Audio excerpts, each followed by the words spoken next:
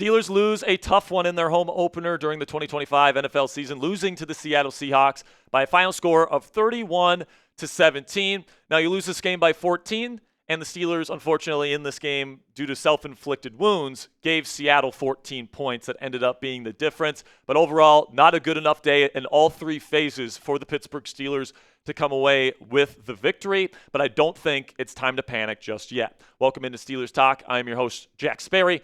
Make sure you guys click that subscribe button for all of our post-game reactions this year, whether they win like they did last week or if they lose like they did this week. It's a 1-1 start for the Pittsburgh Steelers here, guys, and we're going to be covering every single game from the black and gold this season, so make sure you guys click that subscribe button if you haven't already. All right, so now let's get into the final here. It's 28-17 there, Ponzi, not 14. But the Steelers, tough performance today for sure. And by the way, Seattle's score is wrong as well. But we got Rodgers, 18 of 33. Not the best day at the office for Rodgers. 1 touchdown to 2 interceptions. It should have been maybe 2 touchdowns to 0 interceptions, But, lots of self-inflicted wounds. Jaylen Warren led both receiving and rushing. He had more receiving than that, by the way. But, so listen, guys, at the end of the day, just really, really bad self-inflicted wounds, both on offense and then also on special teams for the Pittsburgh Steelers today. Caleb Johnson, that's our first takeaway here on today's postgame show that we'll get to here in just a second. But first, some injury updates here. We're going to get more injury updates to you when Mike Tomlin takes the podium here. Should be quite a bit to talk about because Isaiah Loudermilk left this game with an ankle injury. Alex Highsmith left this game with an ankle injury. Man, can we just keep Alex Highsmith healthy, please?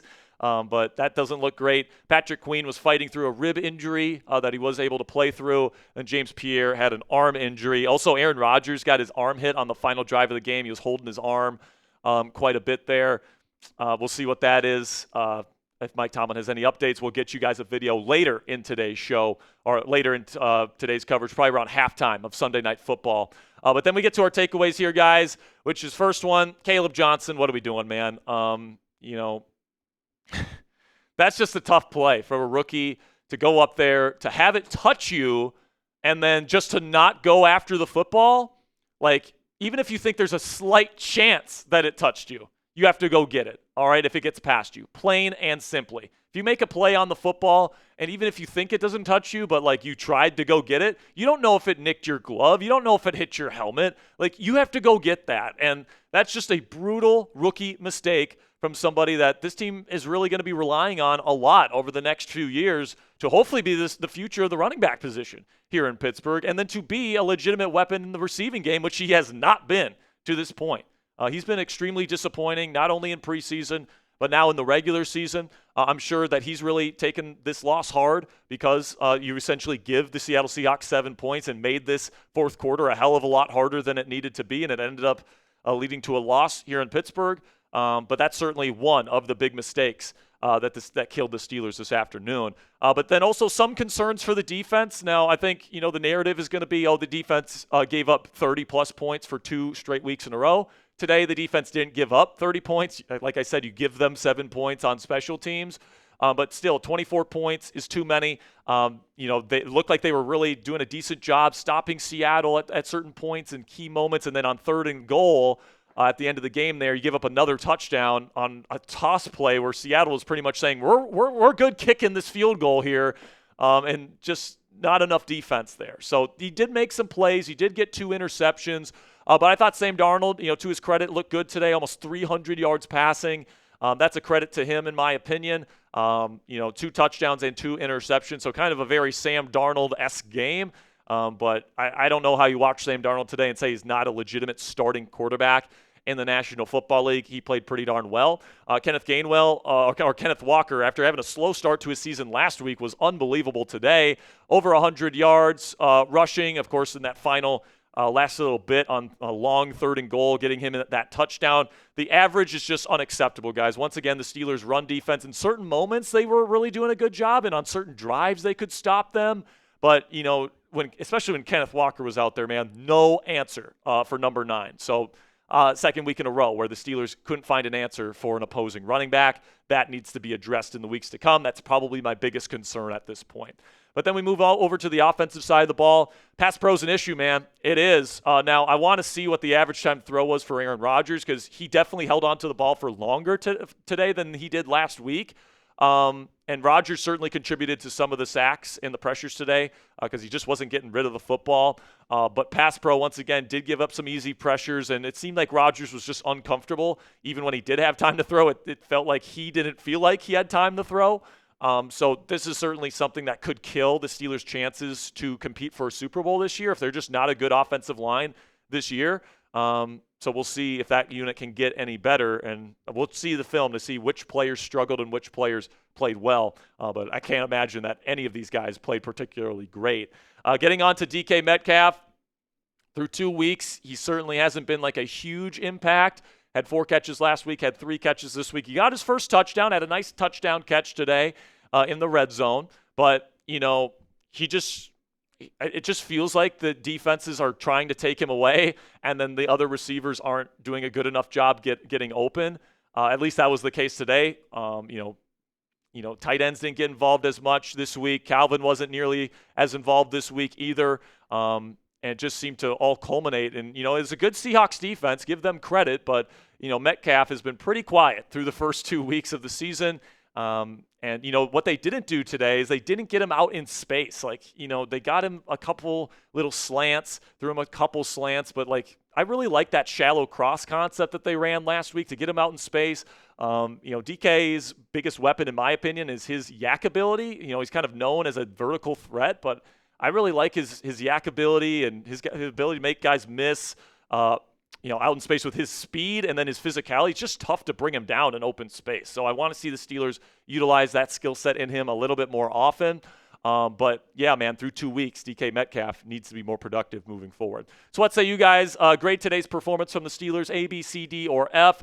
I'm sure there's going to be a lot of panicking people saying F in the chat. But you know what? I'm going to give this one C-, D+. It wasn't a good performance, but there was certainly positives to take away from this, in my opinion. All 3 phases. Boswell was once again nails in the kicking game. I thought they had some good moments. They should have been 2 for 2 in the red zone today, for what that's worth. And defensively, they had some decent moments. Had 2 turnovers today, so there was some good to take away, but overall, obviously not good enough to get the job done. And when you include the self-inflicted wounds, I'm going to give them a D for this game, guys. It just wasn't a good game. But if you guys want to go down and grab a DK Metcalf shirt, if you still believe in DK4, you believe in his future here with the Pittsburgh Steelers, you believe he's a beast, go to chatsports.com/pitweek2. You guys can get this t-shirt on sale for 25% off. Really do appreciate all of your guys' support. chatsports.com/pitweek2 to get that t-shirt in your closet today. Now, listen, guys, today was not a good day for Aaron Rodgers. Now, the film will kind of show us if he was missing people that were open, if it was just poorly schemed offense, what the deal was, right? So we'll see, and make sure you guys stay tuned and subscribe to the channel because we're going to be having extensive coverage on what the film says about this game. But it just definitely seemed like Rodgers was uncomfortable all day long, right? The only place where he really looked comfortable was in the red zone, where Calvin Austin III, unfortunately, on a play where Rodgers is rolling out to his left, he kind of does like a scramble drill move, and he gets in the throwing lane to Pat Freiermuth, where it was a beautiful throw on the run. Would have been a touchdown, and instead, Calvin reaches out, tips the ball, and it goes right into the hands of a defender. And that's why, this looks like 1 touchdown to 2 interceptions, because that contributed to Rodgers having to try and throw that second interception late in the game where he needed to try and score a touchdown. So it could have very easily been a 2-touchdown, no interception game for Rodgers if that play doesn't happen. And that's kind of the other killer play. When you combine that killer play that took 7 points off the board for Pittsburgh and that other killer play from Caleb Johnson, that's the difference in the game. 14 points right there, guys. And, the Steelers would have been in this football game and would have had a chance to win it if those 2 plays don't happen. So obviously you got to clean those 2 things up, and you just got to play better generally. I think Seahawks were the better team overall today, but Rodgers certainly needs to be better. And something that I'm going to be keeping my eye out for here, guys, is that this is really the first test of A-Rod's leadership, because this is really the first bump in the road. And, guys, there's bumps in the road in every single season, all right? So there's it's very possible that this Steelers team just stinks. They can't protect the quarterback. They can't get open, and this offense is just going to be bad the rest of the season. But there's also the chance that this was just a bad day at the office, against a good defense and a good pass rush, against a good defensive play caller.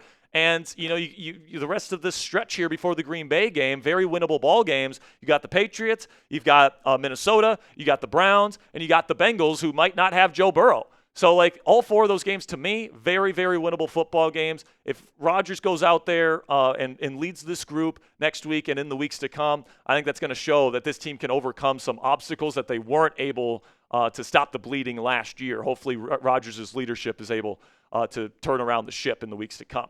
But there's not a lot of positive on this post-game show, guys. Whenever you lose by multiple scores, there's not going to be a lot of positives. But, man, Jaylen Warren really showed himself to be the weapon that he is. Over 130 yards of offense. I think he might have had over 50% of the offense today for the Steelers, maybe well over that. He was the leading receiver and the leading rusher for Pittsburgh today. He was just way better than Kenneth Gainwell, and I don't know necessarily why the Steelers have this obsession with Kenneth Gainwell, putting him out there. I understand you got to give Warren some rest at times, and maybe they don't trust Caleb Johnson for some obvious reasons here. He's fumbled. Thankfully, the Steelers recovered last week, and then he fumbled again today, where obviously they didn't recover, and the Seahawks got a free touchdown out of it. So, do I necessarily blame the Steelers for not trusting Caleb Johnson at this point? Yeah, but you got to find ways to get Jaylen Warren the ball even more than you did today. He touched the ball a lot. He was by far the team's best offensive player, dynamic with the ball in his hands, man. So you got to find ways to get him the football, and they did today. But my overall takeaway from this game, guys, and I know this might catch some flack in the comments or whatever, but I don't care. I'm not overly worried.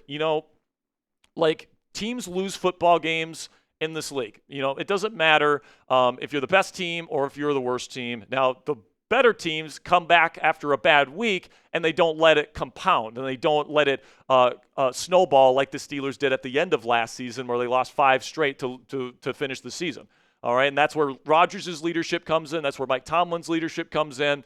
This is a bad game for the Pittsburgh Steelers, guys. There's no doubt about it. But it's also a reality where if you don't make 2 crucial mistakes, the Steelers have a pretty decent chance to come out with the victory in this game and another gritty win like they had last week. So obviously you can't make those mistakes, but the Steelers are not going to make those mistakes every week, guys. They're not going to give their opponents 7 points like Caleb Johnson did today every week. They're not going to throw a lot of interceptions. Rodgers is just too good with the football, doesn't throw too many interceptions, all right? And Calvin's not going to make that mistake every time. So I still believe in this football team. I still believe in the talent here. It was a bad day at the office with a lot of self-inflicted mistakes, and that sucks because you give away a potential home opener win here in week 2. But I have every confidence that this team over the next few weeks with multiple winnable opponents is going to bounce back, and we're going to be getting back in the win column very soon. So point the finger for me down there in the comment section. Who's the most to blame for the loss today? I'll probably point the finger at Mike Tomlin, the head coach, because there just wasn't enough working today for the Steelers. Obviously didn't have Caleb Johnson prepared to know what he was supposed to do in that situation. All the different things. Didn't have Calvin Austin III know what he was supposed to do in his situation. Not going for it on 4th and 1 when you really needed a bit of a confidence boost from your offense. I know that criticism is 50-50 hindsight, but there just wasn't enough good about the Pittsburgh Steelers today. I thought the Seahawks were the better coach team. I think they were just the better team, period, today. And frankly, they deserved to win this football game, and the Steelers did not. All right, so some final thoughts here before I say goodbye. I'm not panicking yet, guys. I'm going to have to see at least a couple of losses in a row, a couple of really bad performances in a row before I'm like, oh my gosh, like this season's over or anything like that. But, I think that there's a great opportunity to turn things around in the weeks to come. And, it sucks to lose a game where you just pretty much shoot yourself in your own face there and, shoot yourself in the foot and, make mistakes that, if you don't make them, you would have had a chance to win this ball game. But sometimes that's the way it goes in the National Football League. Mistakes happen, bad games happen. But I do believe still in the talent on this Pittsburgh Steelers team. I think that they're going to win next week versus the New England Patriots. I feel good about that, and I'm going to continue to keep the faith here on Steelers Talk. All right, man, that'll be it for this week's post-game show. I'm going to be getting you guys an at-home video later tonight, probably around halftime of the Sunday Night Football game this evening. So make sure you guys click that subscribe button if you haven't already. And until next time, guys, here we go, Steelers.